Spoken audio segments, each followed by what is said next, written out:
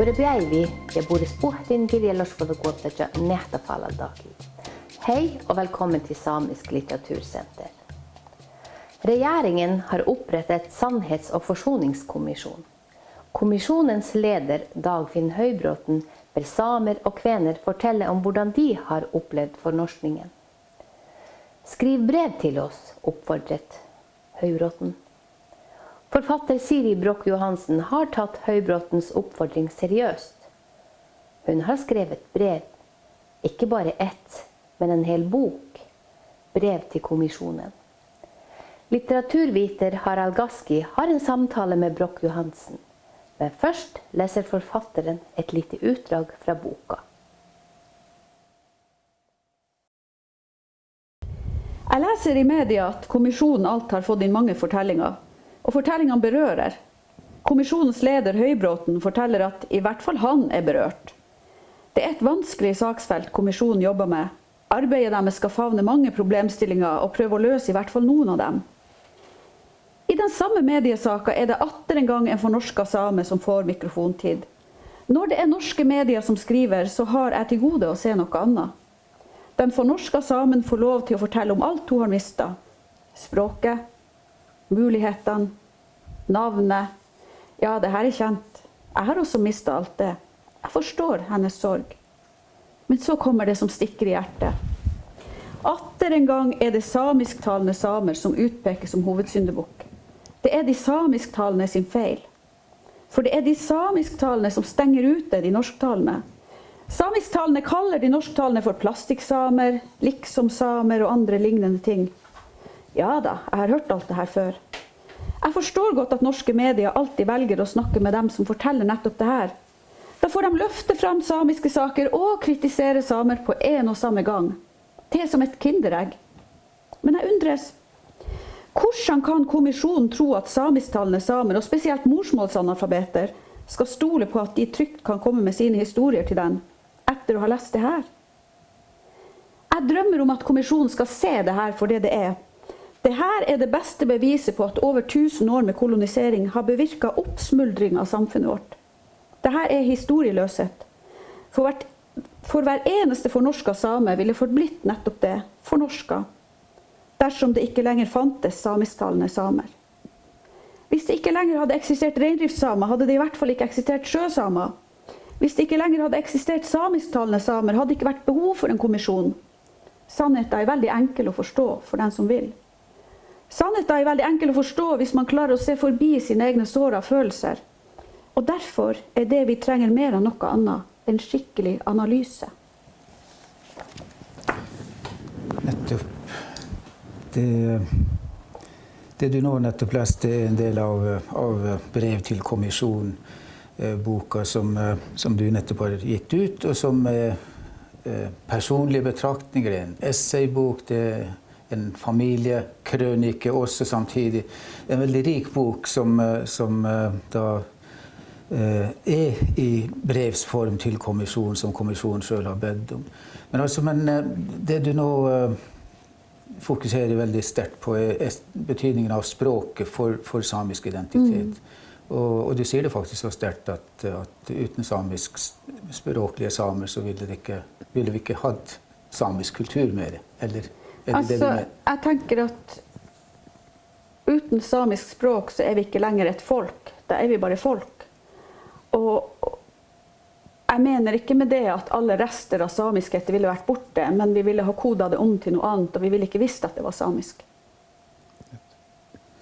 For et annet sted så er du også inne på det her med betydningen av slekt og slektskapsrelasjoner, og du spør, ja, du kan selv forklare hva du mener med, og hvorfor du mener at slektskap og den der måten å kunne føre slektskap til både folk og land er viktig for vår identitet. Jo, altså, jeg tenker at man kan jo utmerket godt være same uten å kunne samisk. Og de færreste samer har jo tilknytning til reindrift. Og stadig færre samer har tilknytning til primærnæring overhodet.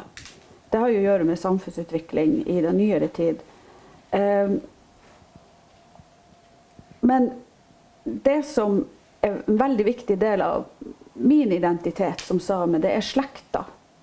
Det å ha tilhørighet til en slekt, det å vite hvem man i slekt med, og det å vite i de fleste tilfellene også hvordan man i slekt. Det blir jo litt mer blurry når man kommer mange ledd ut, men ikke sant? Jeg har en del slektninger som vi vet at vi i slekt, og vi har ikke helt styr på hvordan, men vi har den slektskapsfølelsen likevel. Og det veldig stort for meg, og det også noe som knytter meg til landskapet her i Tanadalen. Fordi at veldig mange av de slektningene befinner seg jo i Tanadalen. Jeg kan på en måte se hvordan slekta sprer sine armer på begge sider av dalen, på norsk side, på finsk side. Og for meg det stort, og det viktig. Og jeg klarer ikke helt å forstå hvordan man kan føle seg som same uten å vite hvilken slekt man knyttet til. Det klarer jeg ikke å forstå. Nei. For det der jo også veldig viktig innenfor urfolkstenkning generelt, det med at man hører til et område. Samtidig som urfolk selvsagt globale i dag, så det ikke det du prøver å si, at vi skal begrense oss til bare vårt eget lille område. Men det noe med tilhørighet, og jeg kan jo fortelle, jeg skriver en del om faren min i denne boka, og etter at jeg skrev ferdig manuset, altså mens jeg skrev ferdig manuset, så var det jo lockdown. Og jeg var mye og gikk på ski. Jeg gikk på ski cirka en time hver dag, og etter hvert ble det sånn at jeg ville bare gå i det området hvor han var vokst opp i Skippagurra. Jeg ville gå i de løypene hvor jeg visste at han hadde brukt å gå. Og nå i sommer har det også blitt sånn at jeg vil gå i de områdene ved siden av det området hvor jeg vokste opp, og i det området hvor han vokste opp. Og for første gang har jeg vært på en stor myr som han pleide å plukke multer på hvert år. Og det føltes sånn, det litt sånn, jeg kan ikke forklare det, men det sånn veldig sånn fysisk, sånn god følelse av å komme hjem og være på riktig sted. Jeg klarer ikke å snakke om det engang, fordi jeg har ikke helt ord på det, men det føles veldig riktig, og det en måte altså jeg føler at landskapet her eier meg. Ja.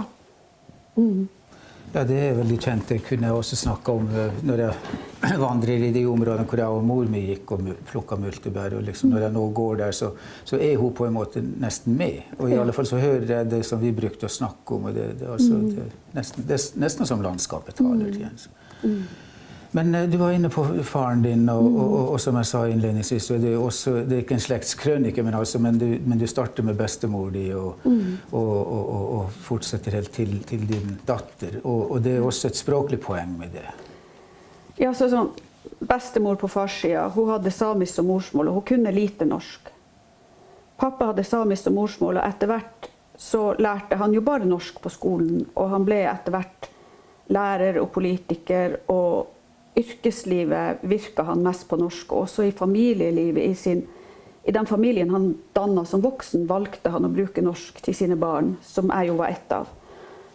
Jeg valgte på min side å ta tilbake samisken, og lære samisk som voksen. Og min datter, hun har både 2 morsmål, samisk og norsk, og hun har lært å skrive og lese begge språkene godt i løpet av sitt grunnskoleløp. Så det en slags sirkel. Forskjellen jo at mens datteren min kan skrive og lese samisk sånn som min akko aldri fikk lære, så hadde nok min akko et mye rikere språk enn det min datter noen gang kan få. Men ja, det har også med samfunnsutvikling å gjøre, men det en slags bue over det her. Og som du innledningsvis med det du leste også opptatt av, nemlig det her å få fram budskapet til de morsmålsanalfabetene, som du kaller dem. Altså, og som faren din da på en måte også var representant for, men kunne komme seg ut av, uten egentlig å lære å skrive Hvor gammel var du da du lærte å skrive og lese samisk? Jeg reiste til Universitetet i Tromsø for å lære å skrive det. Jeg lærte å lese det gjennom Norte Nesti som vi hadde hjemme. Men det var jo en annen rettskriving når jeg kom på universitetet, så det måtte man jo også lære. Men det jo sant, altså, den generasjonen her, det var jo ingenting på skolen den gangen. Så. Nei. Det første samisk opplæringa for oss som ikke hadde det som begynneropplæring, den kom mens jeg gikk i 3. klasse. Da var det helt nytt og på utprøvingsnivå. Så vi snakker om altså folk som rundt 50 år og eldre, de færreste har fått mulighet til å lære å lese og skrive samisk fra barnsben av. Det veldig mange generasjoner. Det veldig... Hvis vi tenker i samisk målestokk, så det snakk om veldig mange mennesker som eller har vært morsmålsanalfabeter. Og faren min lærte å lese og skrive samisk mens han gikk på lærerskolen. Og var en av de få der som hadde samisk undervisning i 0. time før alle de andre kom på skolen. Og da var det en prest som lærte dem opp. Og senere fikk han ta grunnfag i samisk for å bli samisk lærer. Men de aller færreste i hans generasjon fikk lære å lese og skrive morsmålet sitt. Og det er jo klart, man blir preget av det. Og gjennom mitt arbeid, blant annet på Språksenteret i Tana, hvor jeg har arrangert samisk kurs for morsmålsanalfabeter. Så jeg har ikke undervist dem selv, men jeg har arrangert de kursene. Da har jeg også møtt, fordi at det her er jo folk som er veldig oppegående, kjempekompetente, fungerer på alle mulige områder, men så har de det her at de går rundt og føler seg dumme. Fordi de ikke har lært å lese og skrive sitt eget morsmål. Det er så grunnleggende. Jeg vil gråte når jeg tenker på det, fordi at jeg synes det er så... På samfunnsnivå så har vi mistet en enorm språkressurs. Og for hvert år som går så mister vi jo flere og flere, ikke sant? Og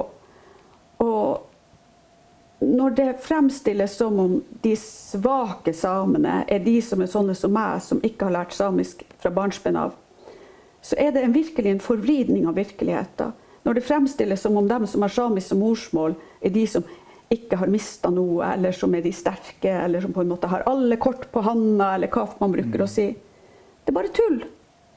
Fordi at i alle tider så er de som har samisk som morsmål vært de som har en oppvekst hvor de hver eneste dag har blitt stilt ovenfor du er ikke god nok. Det er noe grunnleggende galt med deg. Og nå, i voksen alder, godt voksen alder, så får de høre ja, du har jo alt. Hva skal vel du klage på? Det her, jeg synes det er vanskelig å snakke om fordi at jeg blir så sint. Jeg synes det er så fryktelig urettferdig. Ja. Og du forventer ikke at de samene er de da som setter seg ned og skriver brev til kommisjonen, som kommisjonen har bedt om å få? Nei, altså nå har jo kommisjonen også sagt at vi kan komme hjem til deg og intervjue deg. Vi kan på forskjellige måter, du trenger ikke å skrive, fordi at de tar jo høyde for at det er mange folk som ikke kan skrive. Men det her er jo ikke de folkene som først rekker opp hånda og sier jeg vil gjerne snakke om min situasjon. Noen er det jo, men de fleste av de som er morsmålsanalfabeter har ikke så fryktelig lyst til å flagge det. Mens veldig mange av de som ikke har vokst opp med samisk språk, og kanskje ikke engang har vokst opp med en bevissthet om at de er samer, de har veldig lyst til å snakke om det. Og både i norske medier så er det lettere for dem å få gjennomslag, fordi at du vil jo gjerne skrive om en som ligner på deg selv, og de her folka ligner mer på de norske journalistene enn det en samisktalende sami gjør. Og jeg prøver å skrive om det også i et av brevene i boka, om den norske mediene sin rolle, og om hvordan kommisjonens medlemmer ikke må tro at de norske mediene kan fremstille de her tingene på en nøytral måte, for de kan ikke det selv om de vil. Fordi de har denne privilegiets blindhet, rett og slett. Du er også inne på det med kolonisering og hva det har ført til, og også det her med at vi på en måte, i og med at kolonisering har skjedd over så lang tid, og på en snillere måte enn kanskje med mange andre urfolk, så har vi på en måte som samer også latt oss bli kolonisert, og vi etter hvert har begynt å tenke litt som kolonistene vil at vi skal gjøre. Hva slags problemer representerer det i dagens samfunn da, for samer? Det er et veldig stort spørsmål, og jeg kan jo ikke svare utfyllende eller sånt.